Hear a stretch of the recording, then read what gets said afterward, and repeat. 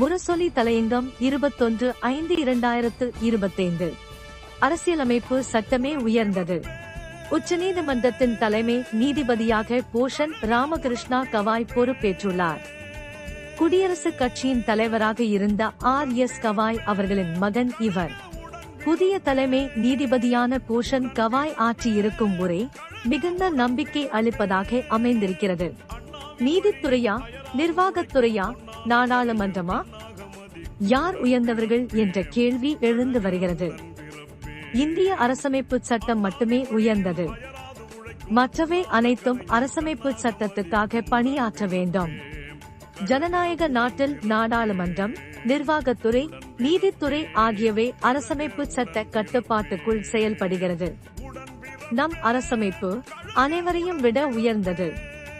இந்த அரசமைப்பு சட்டம்தான் இந்த 3 தூண்களுக்கும் அதிகார வரம்புகளையும் கட்டுப்பாடுகளையும் விதிக்கிறது. மறு ஆய்வு அதிகாரம் அரசமைப்பு சட்டத்தால் தான் நீதித்துறைக்கு வழங்கப்பட்டிருக்கிறது. இப்படிப்பட்ட நீதித்துறையும் மறு ஆய்வுக்கு உட்பட்டதுதான். இதுதான் அரசமைப்பு சட்டத்தின் அதிகாரம் என்று கூறியிருக்கிறார் தலைமை நீதிபதி போஷன் கவாய் அவர்கள். அரசமைப்பு சட்டத்தை விட இந்த நாட்டில் ஆளுநரும் குடியரசுத் தலைவரும் ஒன்றியத்தை ஆளும் பாஜக அரசும் தங்களை மிகப்பெரிய அதிகாரம் படைத்த சக்திகளாக காட்டிக் கொள்ளும் இந்த காலத்தில் உச்சநீதிமன்ற நீதிபதியின் இந்த உரை மிகுந்த முக்கியத்துவம் பெறுகிறது. மக்களால் தேர்ந்தெடுக்கப்பட்ட தமிழ்நாடு சட்டமன்றத்தால் நிறைவேற்றி அனுப்பி வைக்கப்படும் சட்ட முன்வடிவுகளுக்கு ஒப்புதல் தராமல் நியமன பதவியில் இருக்கும் ஆளுநர் இழுத்தடிக்கிறார். நான் ஒப்புதல் வழங்காவிட்டாலே நிராகரித்ததாகத்தான் அர்த்தம் என்று கொக்கரிக்கிறார். அவரை ஒப்புதல் அளிக்கச் சொல்லுங்கள் என்று ஒன்றிய அரசிடம் சொன்னாலும் அவர்களும் அதனை தட்டி கேட்கவில்லை. உச்சநீதிமன்றம் போனது தமிழ்நாடு அரசு. ஆளுநரை உச்சந்தலையில் கொட்டியது உச்சநீதிமன்றம். அரசமைப்பு சட்டம் தனக்கு வழங்கியுள்ள அதிகாரத்தை பயன்படுத்தி சட்டமுன் வடிவுகளுக்கு ஒப்புதல் வழங்கியது உச்சநீதிமன்றம்.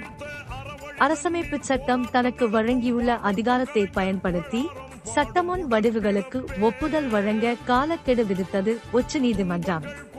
உடனே கொந்தளிக்கிறார் துணை குடியரசுத் தலைவர் தன்கர். உங்களுக்கு யார் இந்த அதிகாரத்தை கொடுத்தது என்று உச்சநீதிமன்றத்தையே கேட்கிறார் தன்கர். அரசமைப்பு சட்ட அதிகாரத்தை தான் உச்சநீதிமன்றம் பயன்படுத்தியது. இது கூட துணை குடியரசுத் தலைவருக்கு தெரியவில்லை. இப்படி காலக்கெடு வைப்பதற்கு உரிமை இருக்கிறதா என்று ஏதும் தெரியாதவரை போல உச்சநீதிமன்றத்தையே விளக்கம் கேட்கிறார் குடியரசுத் தலைவர் முர்மு. எந்த அடிப்படையில் தீர்ப்பளித்தோம் என்று அந்த தீர்ப்பிலேயே இருக்கிறது. அதை கூட முழுமையாக படிக்கவில்லை. இந்த அடிப்படையில் பார்த்தால் அரசமைப்பு சட்ட அதிகாரத்தை தான் தமிழ்நாடு அரசும் பயன்படுத்துகிறது. அதனை ஆளுநர் அவமதித்துக் கொண்டு இருக்கிறார். அரசமைப்பு சட்டப்படி தீர்ப்பு தரும் உச்சநீதிமன்றத்தை குடியரசுத் தலைவரும் துணை குடியரசுத் தலைவரும் அவமதித்துக் கொண்டு இருக்கிறார்கள். இந்த நிலையில் உச்சநீதிமன்ற தலைமை நீதிபதி மிகச் சரியான விளக்கத்தை தந்துள்ளார். அரசமைப்பு சட்டமே உயர்ந்தது என்று.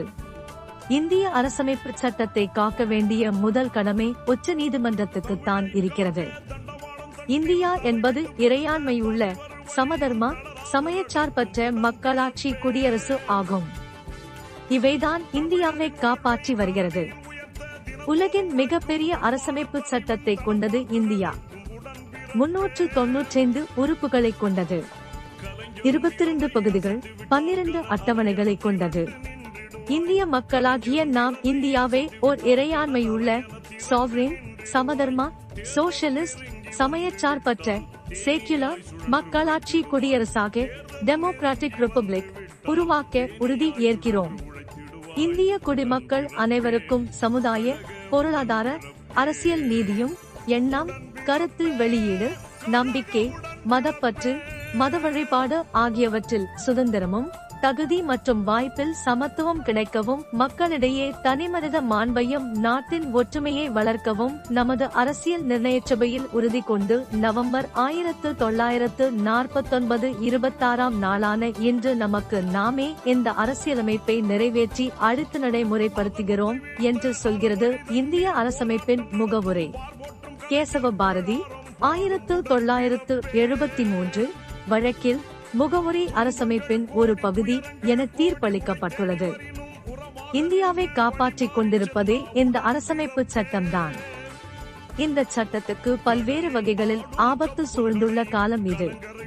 அரசமைப்பு சட்டம்தான் எனக்கு வேதம் என்று சொன்னவர் பிரதமர் மோடி. ஆனால் அவர் நடைமுறையில் அப்படி நடந்து கொள்ளவில்லை.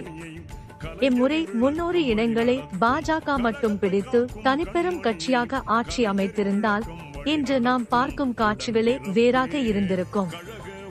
400 இடங்களை பிடித்திருந்தால் நாசம் செய்திருப்பார்கள். 240 என்பதால் தான் மொழிபிதுங்கி கிடக்கிறார்கள். ஆனாலும் தந்திரிகள் மூலமாக தங்களது விஷமங்களை விதைத்து வருகிறார்கள். இத்தகைய சூழலில் உச்சநீதிமன்றத்துக்கு மாபெரும் பொறுப்பு இருக்கிறது. அத்தகைய பொறுப்பை மிகச் சரியாக வெளிப்படுத்தி இருக்கிறார் தலைமை நீதிபதி பூஷன் கவாய். அண்ணாவின் வழியில் அயராது உழைக்கும் பொன்னான கலைஞர் கண்ணாக மதிக்கும் உடன்பிறப்பே, கழக உடன்பிறப்பே.